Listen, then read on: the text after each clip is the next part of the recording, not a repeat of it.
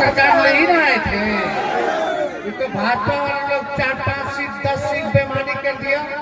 कहीं से 12 सीट से 12 वोट से हरा दिया, कहीं 50 वोट से हरा दिया। हम क्या कहे थे कि नगर तेजस्वी मुख्यमंत्री देगा, तब हमारे चाचा क्या कहते वाले असंभव है, पैसा कहाँ से नौकरी लाएगा। जब मौका मिला होने से पलटे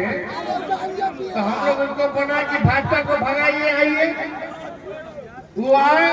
हम मुख्यमंत्री 15 महीने में सरकारी नौकरी हम लोगों ने देने का काम, 3 लाख नौकरी प्रक्रियाधीन करा के आए हैं। बाहर निकलने वाला 8 लाख शिक्षकों को राजकीय कर्मी का दर्जा हम लोगों ने देने का काम किया। तालमेल में विकास में पूरा स्वरूप हम सबके मानदेय को हम लोगों ने पूरा किया केवल 17 महीने में। आंगनबाड़ी जीविका की दीदी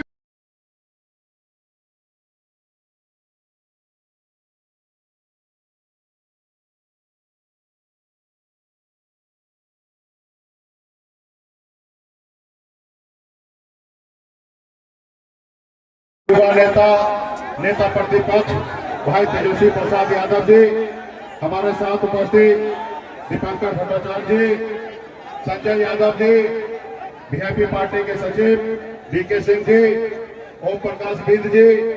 जिला अध्यक्ष लक्ष्मण यादव जी, अशोक यादव जी, राम संजीव चौधरी जी, गंगा चौधरी जी, भोला निषाद जी, सुनील निषाद जी, जयप्रकाश चौहान जी, भरत बिंद जी, हीरालाल चौहान जी, ललित किशोर जी, तेज नारायण चौहान जी, अलग चौहान जी, लालदेव चौहान जी, वकील चौहान जी, विद्याधर चौहान जी, सरोज चौहान जी, राम बिंद जी, मनोज चौहान जी, सुदामा प्रसाद जी, चंदन सहनी जी और आप सभी के लोकप्रिय प्रत्याशी डॉक्टर राजू यादव जी और तमाम हमारे इंडिया गठबंधन के सभी मंच पर उपस्थित सभी वरिष्ठ नेतागण इस सभा में बड़े संख्या में, जहां तक हमारी नजर जा रही है वहां तक हमारे युवा साथी, सम्मानित गार्जियन, माता बहन सभी को सर्वपल्ला मुकेश सलीम की नमस्कार प्रणाम। साथियों ये चुनाव है और हम लोग यहाँ पर राजू यादव जी हमारे लोकप्रिय प्रत्याशी है और मानने से यहाँ पे हमारे कैंडिडेट है और इनका चुनाव चिन्ह 3 तारा है। संयुक्त हमारे इंडिया गठबंधन के उम्मीदवार हैं। आप सबसे अपील करते हैं कि मजबूती से राजू यादव जी को आप लोग अपना वोट देकर इनको जिताने का काम कीजिए। साथियों ये अभी हम लोगों के लिए कह सकते हैं कि ये अभी ट्रेलर है, ये हमारे लिए टेस्ट मैच है। 2024 में ये टेस्ट मैच जीतिए और 25 में बिहार में हमारा महागठबंधन का सरकार बनेगा माननीय तेजस्वी प्रसाद यादव जी के नेतृत्व में। साथियों माननीय तेजस्वी प्रसाद जी के नेतृत्व में तो इसलिए क्या चाहते हैं ना कि तेजस्वी जी मुख्यमंत्री बने, चाहते हैं ना, तो सबसे पहले ये चुनाव को आपको जीतना पड़ेगा और हमारे पार्टी के सभी वरिष्ठ नेतागण, सभी हमारे नेतागण यहाँ पे उपस्थित है। आप सब मजबूती से अपने प्रत्याशी के लिए दिन रात खड़ा होइए, हर बूथ पर अपने आप को संगमला बनकर एक एक वोट गिराने का काम कीजिए, यहाँ पे चुनाव जिताने का काम कीजिए। आज देश में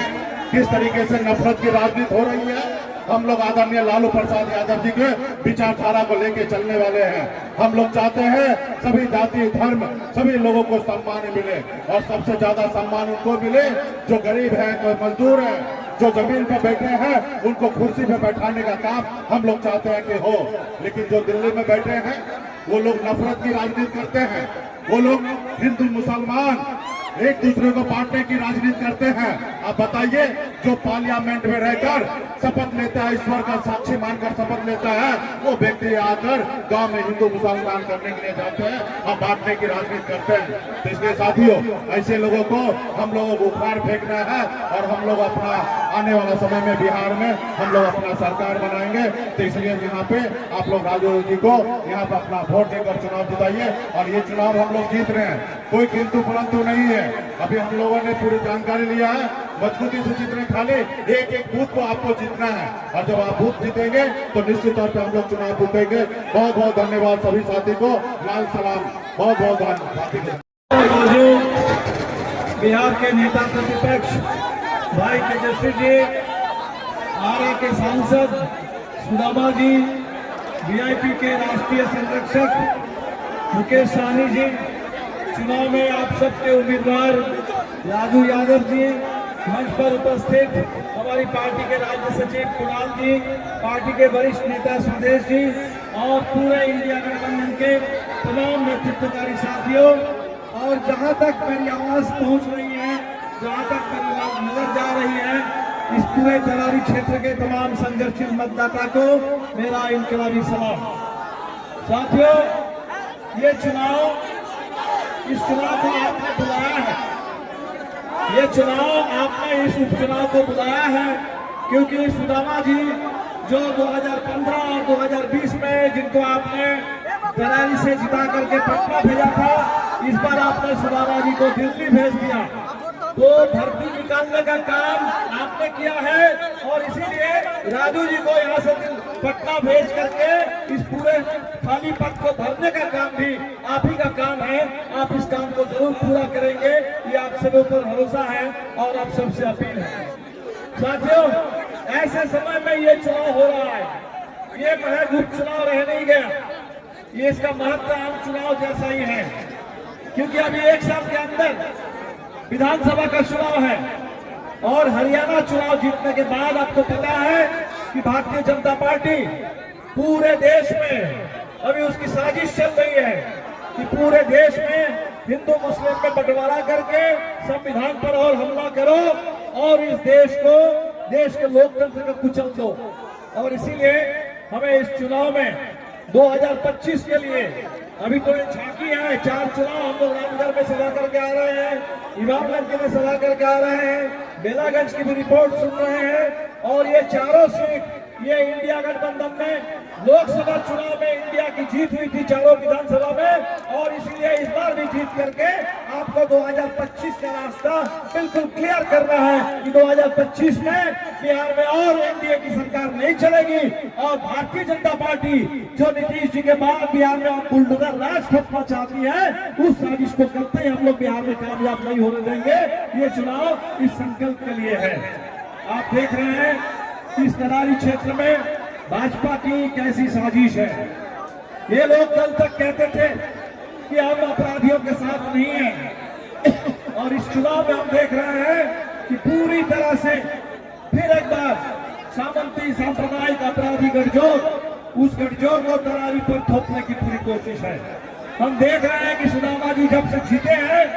ये भाजपा के हारे हुए नेता ये इस जीत को पचा नहीं पा रहे हैं और किस भाषा में बात करते हैं। सुदामा जी जैसे आपके लोकप्रिय सांसद, उनके बारे में जिस तरह से बात करते हैं भारतीय जनता पार्टी के नेता, इससे आपका उनको मनसा बिल्कुल साफ हो जाता है। हमारे लोग ने कभी भारतीय जनता पार्टी हो, हमारा वैचारिक अध्ययन है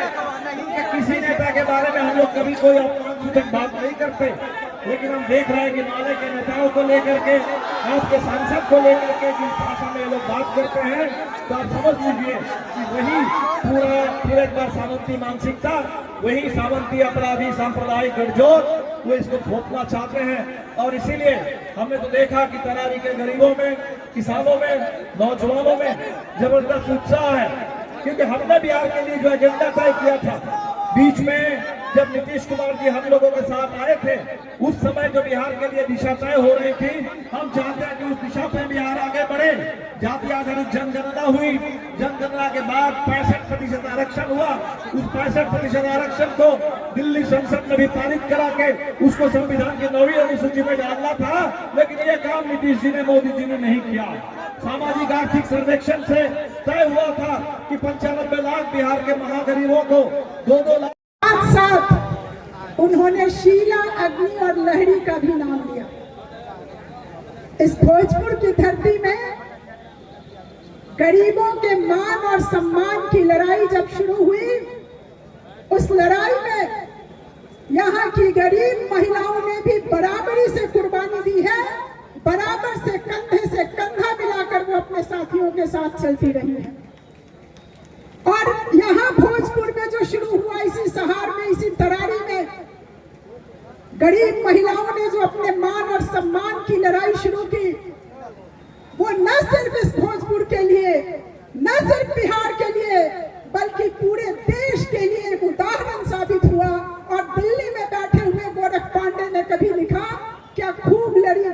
कला की औरतें। तो कविताएं लिखी गई हमारी इन बहनों की शहादत पर, उनकी लड़ाई पर। और साथियों ने पहले ही चर्चा की कि किस तरीके से